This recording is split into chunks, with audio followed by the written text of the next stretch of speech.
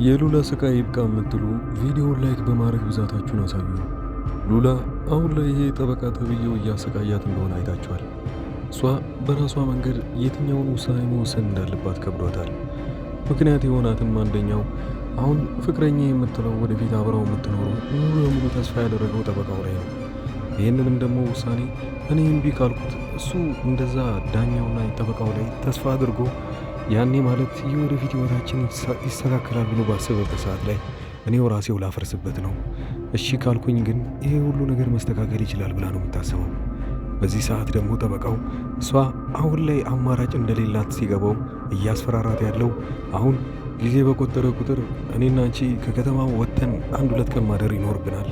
አሁንም ድጋሚ ውሳኔሽን ሳታሳውቂኝ በዚህ 2 ቀን ውስጥ ማትመጪ ከሆነና ያው ከዚህ 2 ቀን በኋላ ደግሞ ከሆነ ነገሩ እየከበደብሽ ይመጣል፣ ከኔ ጋር የምታሳልፊ ጊዜ በዛው ልክ ይበዛል ብሏታል። ጠበቃው ይሄን ይበላት እንጂ በፊት ካላት አቋም ሉላ አሁን ላይ ተቀይራለች። በፊት ምንም ያክል እንኳን ቢሆን ራሴን ደፍቼ እኖራለሁ እንጂ ለገንዘብ ብዬ ይሄንን ነገር ራሴን አላረግም፣ እድሜ ልኬን የሚወቅሰኝን ነገር ማድረግ አልፈልግም ነበር የምትለው። አሁን ያንን ነገር ትተዋለች። ለመስማማት ጫፍ ላይ የደረሰችበት ሰዓት ነው። ሉላን ሊያድናት የሚችለው ምን ሊሆን ይችላል?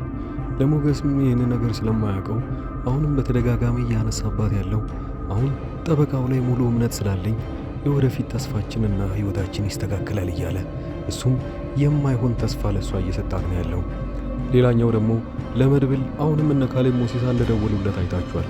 የደወሉለትም እስካሁን ዝም ያልንህ እኛ ከባድ መረጃ መውሰድ እንችላለን፣ ነገር ግን ከዚህ በኋላ አሁን አንተም ቢሆን ብሩክን እንድትወስደውና ፈቅጄልህ ዝም ያልኩት ያው እኔ ብሩክን ሳይሆን የምፈልገው ገንዘቤን ነው የሚለው መድብል። ይሄ ሲነገረው ግን እናንተ አርፋችሁ ማትቀመጡ ከሆነ እኔም ቢሆን የጀመርኩትን ነገር መጨረስ አያቅተኝም ይላል መድብል በኩራት ሲናገር።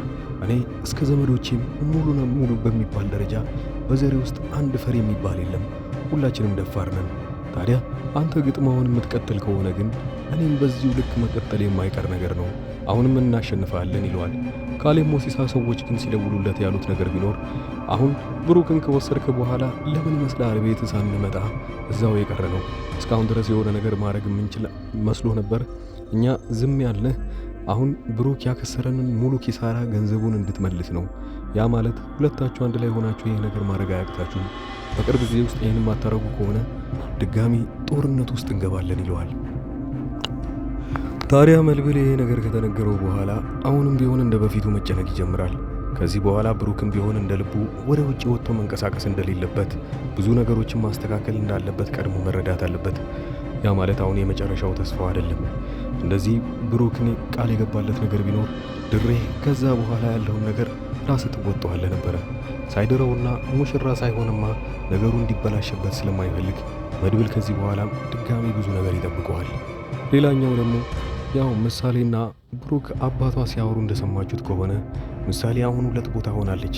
ቅድስት እናት ልሆንሽ እያለችኝ ነው ብላ ለብሩክ ልትነግረው ባለችበት ሰዓት ላይ ደግሞ ከውጪ ያው ማህሌት አሁንም ይቅርታ ብላው ወደ ድሮ ህይወቷ ማንነቷ መመለስ ትፈልጋለች። መጀመሪያ ግን ያገኘችው ሰው ያ ደላላው ተብዬው ነበረ። ደላላው ደግሞ መሃላቸው ምን እንዳለን ምን እንደተፈጠረም የሚያውቀው ነገር ስለሌለ ቀጥታ ወደ ቤታቸው ይዟቸው ሊሄድ ነው። ማህሌት ግን ከየትኛው ወገን ሆና ነው ወደዛ ቤት ውስጥ የምትገባው?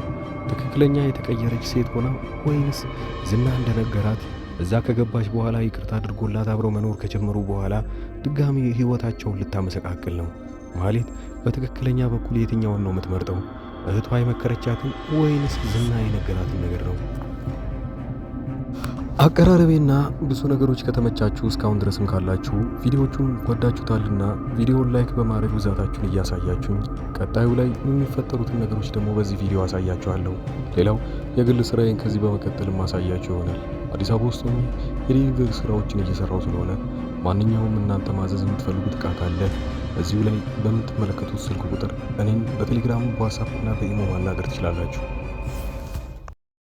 የምንልካቸው ዕቃዎችን እንያቸው። 2 ሳምሰንግ የተመሳሳይ ስልኮች ናቸው። እነዚህ ስልኮች በ17000 ብር ብቻ አዲስ የመጡ ስልኮች ናቸው።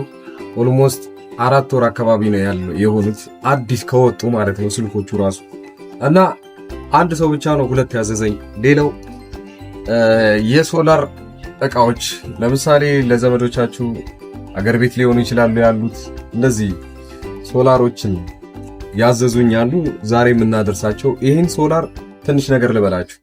በመጀመሪያ ደረጃ ይሄ የራሱ ማጠራቀሚያ ነው እና እነዚህ ሁለቱ ፓኔሎች ጣራ ላይ ተደርገው ሁለቱን ባንዴ ነው የሚሞሉት፣ ወዲያውኑ ማለት ነው። በጣም ትልቅ ጉልበት ያላቸው ሶላሮች ናቸው እነዚህ።